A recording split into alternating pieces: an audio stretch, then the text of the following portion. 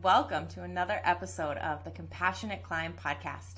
I am your host, Julia Napini, and our topic today is going to be starting a private practice. I'm taking it all the way back to the beginning when I transitioned from being an employee to being a business owner.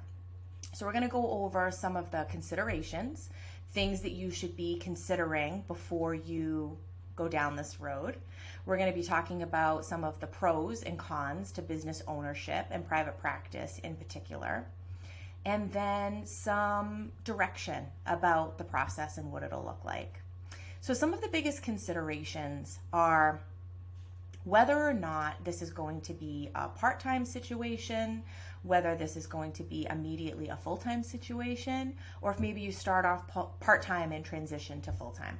So back in February 2017, when I started Compassionate Counseling Company, it was just me. I was solo, and it was part-time. And it took me 2 years to feel ready to ultimately take that plunge and transition to full-time, and another year before I felt comfortable bringing on contractors or employees. And there is not a set time frame for anyone. I think there are a lot of factors to take into consideration, but that is something that you want to be thinking about.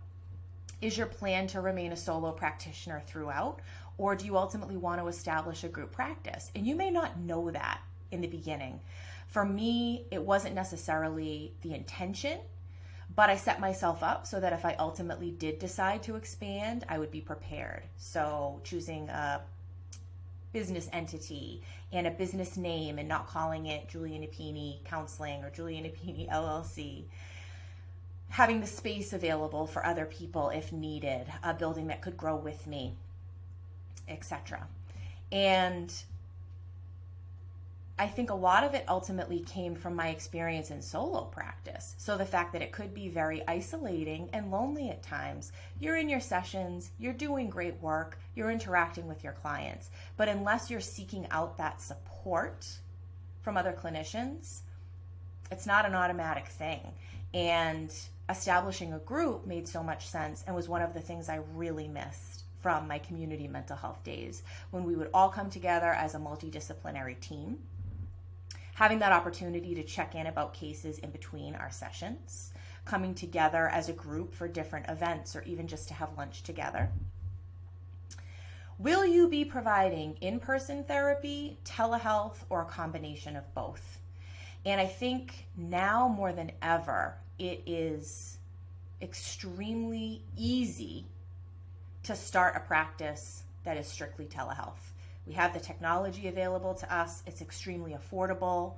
And I think that that has enabled a lot of practitioners to take this leap that maybe would not have previously.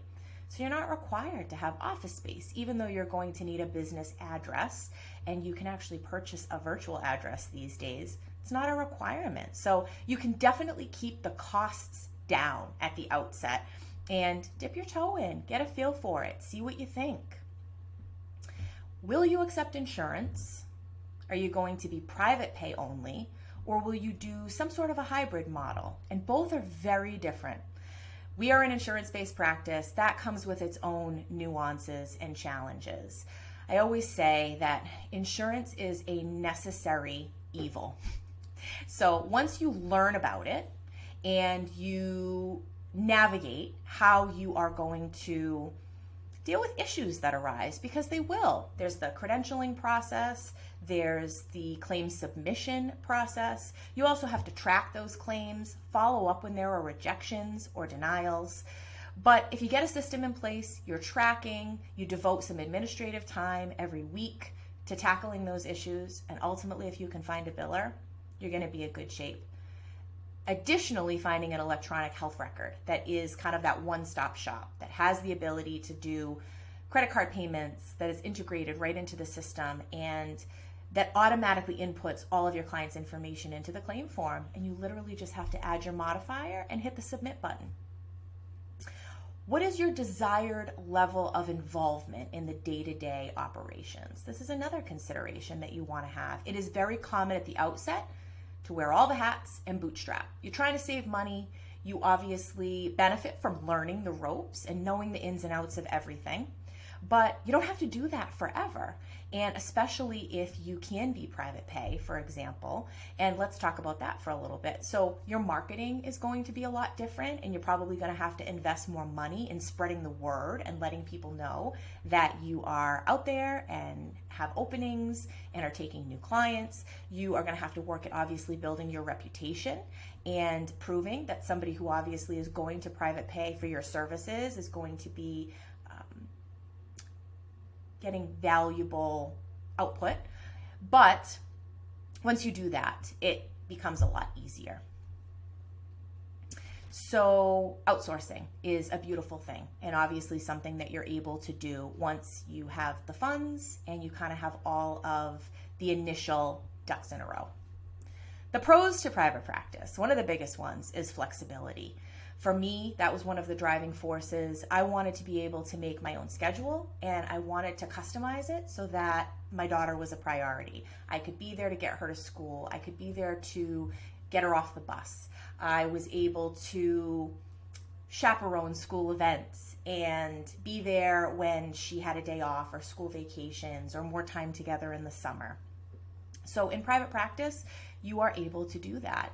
You let people know when you're available, and if they're really committed to therapy, what I have found is they'll make it work. Autonomy, being your own boss. You manage your own time. You help people on your own terms. For me personally, I had gotten to a point where I had had enough experience with the hierarchy in other agencies and supervisors and bosses that did not necessarily align with my own values and vision and how I worked.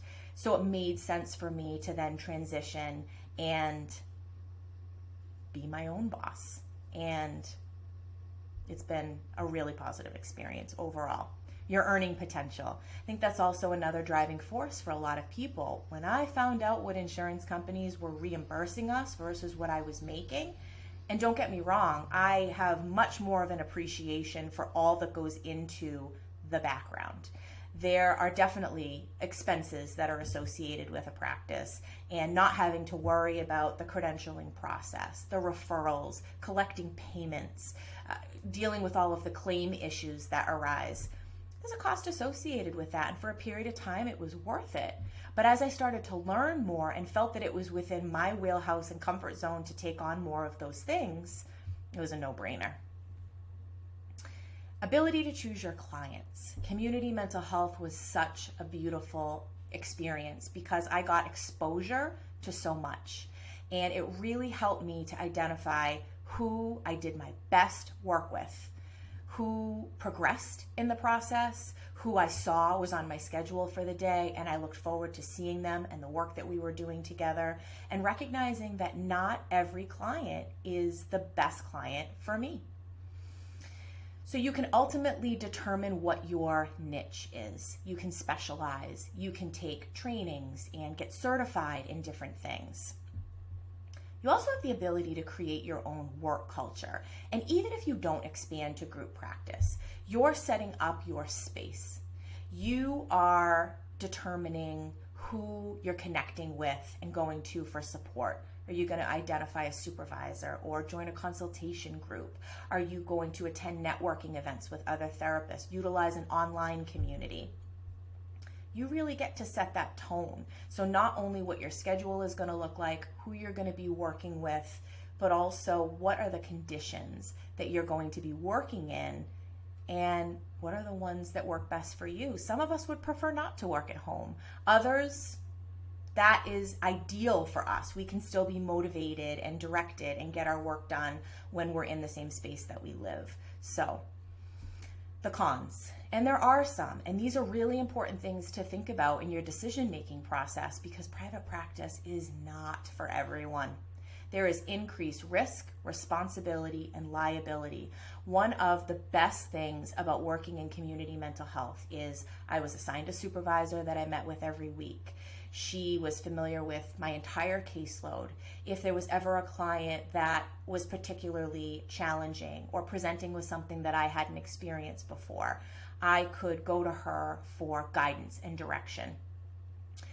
It was a multidisciplinary team. There were prescribers that were there. They had an on-call service. So we were not accessible to our clients outside the session. And when you're in private practice, you have to account for all of that. You ultimately need to make sure that you have a system in place for when you go away or after hours when you're not available. You're also responsible for complying with all of the state, local, and federal laws. You're ultimately responsible for client outcomes, and you're also responsible for managing risk. You are responsible for marketing to generate referrals. I don't know about you all, but that is not something that comes natural to me. Promoting yourself, putting yourself out there. It's something that you can get better at with time and definitely with practice. And there are so many different ways to do it now and do it authentically.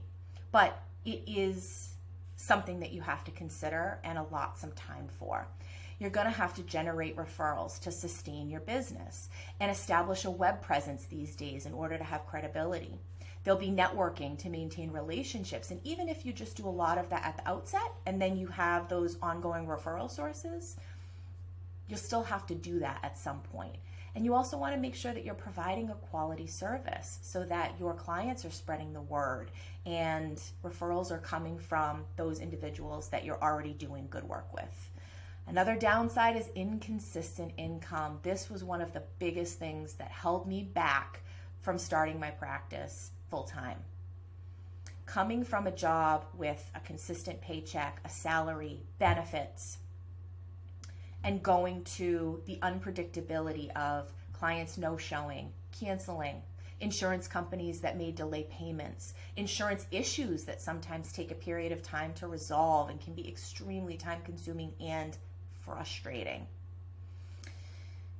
There's also an ebb and flow, and I'm sure you all either have experienced this yourself or heard people talk about this. There is an ebb and flow. Clients do tend to fall off more during the holidays or during the summer. So these are all things you have to account for.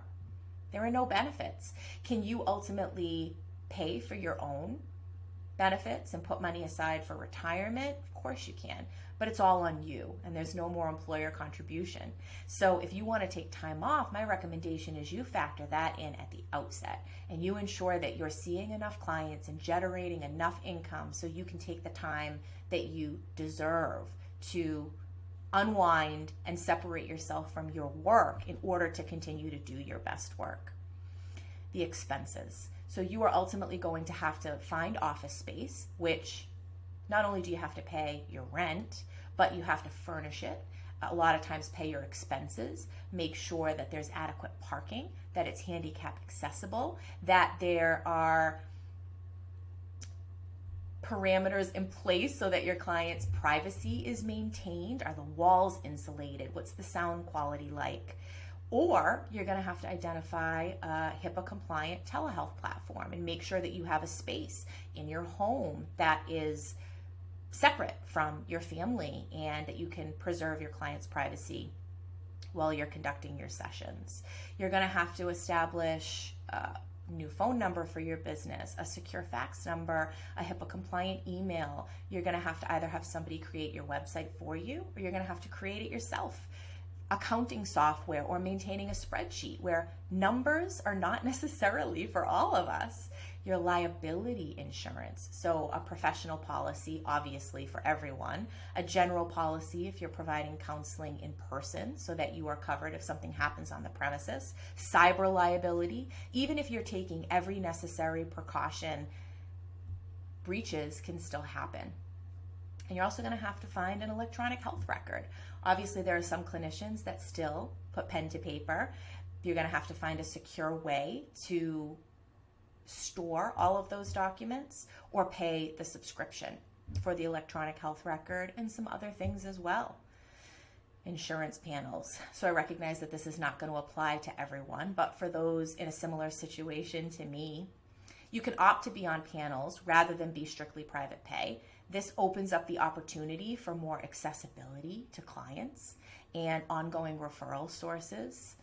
but you're going to have to get credentialed, like I mentioned before. You're subject to their rates or regulations. So very oftentimes you hit a glass ceiling where you can request a rate negotiation, but in my experience will very oftentimes get denied. And so you're limited in terms of the amount of income that you can make. And many of us very quickly realize how many clients is reasonable for us to see in a day, in a week. We want to make sure that we're doing our best work, and that can sometimes come with a price. You're also going to have to find a way to submit and track your claims, which can be time consuming. It's also isolating, like I mentioned before. So it's up to you to seek out that support and other clinicians. So in summation, private practice can be one of the best decisions that you make if you have an entrepreneurial spirit. The idea of some of the administrative and background business is not intimidating to you. You're open to learning and seeking out resources. I would recommend listening to podcasts like this. There are books available, mastermind groups, finding a consultant, and there are a lot of resources available online. So it's very doable, but my hope is that this has given you some food for thought and some things to let marinate, so that if you do ultimately make that choice, you have done this work beforehand to ensure that you've covered your bases. I would also recommend setting aside some money so that you are covered and not panicked when an insurance company is taking a little bit longer to reimburse, or if you have some clients with outstanding balances because a credit card got denied. You want to make sure that you've covered your bases at the outset so that you've set yourself up for success in the future. So this is something that I am always happy to talk more about. Don't hesitate to reach out with any additional questions that you have. We're going to be having consulting calls once a month, so it's an opportunity to get those questions answered. And we will also be having interviews with Ask the Experts. So these are the experts in the field that I personally have used or done my research and really feel like they are a cut above. And they're out there working with those in business, helping them to be successful, guiding them, sharing their expertise. And I want you all to have access to that as well. In addition to our continued interviews with other business owners who are experiencing challenges, but overcoming it, transcending it, maintaining integrity and compassion. So thank you for your attention today, for listening, for being a part of this audience. And I look forward to the next time that we come together.